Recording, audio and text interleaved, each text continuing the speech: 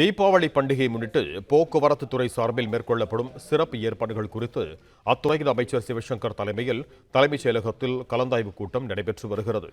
இது தொடர்பான கூடுதல் விவரங்களோடு இணைகிறார் எமது செய்தியாளர் பாண்டியராஜன். வணக்கம் பாண்டியராஜன், உங்களிடம் இருக்கும் தகவல்களை பகிர்ந்து கொள்ளுங்கள்.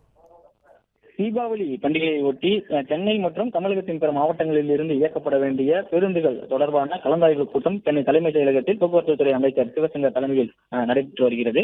இந்த கூட்டத்தை பொறுத்த வரைக்கும் காவல்துறையினுடைய உயர் அதிகாரிகள் மற்றும் போக்குவரத்து துறையினுடைய அதிகாரிகள் பங்கேற்றிருக்கிறார்கள். கடந்த ஆண்டு இயக்கப்பட்டதிலிருந்து கூடுதலாக பேருந்துகள் இயக்க வேண்டும் என்று அந்த கலந்தாய்வு கூட்டத்தில் அவர்கள் பேசியிருக்க முடிந்தது. கிட்டத்தட்ட 14,000 பேருந்துகள் சிறப்பு பேருந்துகளாக இந்த தீபாவளிக்கு இயக்கப்பட இருப்பதாக ஒரு தகவல் கிடைத்திருக்கிறது.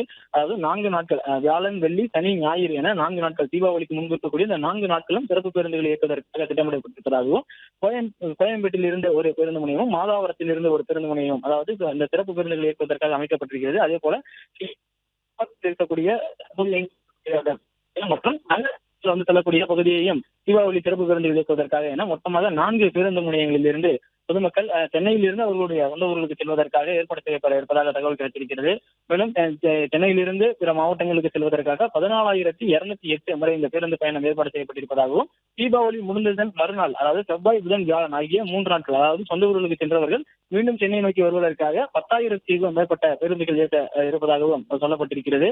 குறிப்பாக இருசக்கர வாகனங்கள் மற்றும் 4 சக்கர வாகனங்களில் செல்பவர்கள், சொந்த ஊருக்கு செல்பவர்கள், திருச்சி நோக்கி அதாவது விழுப்புரம் வழியாக செல்லக்கூடியவர்கள் எல்லோரும் OMR சாலை என்று சொல்லக்கூடிய மாமல்லபுரம், பழைய மாமல்லபுரம் சாலை வழியாக சென்று திருப்போரூர் மற்றும் செங்கல்பட்டு சென்றடையலாம் என சொல்லப்பட்டிருக்கிறது.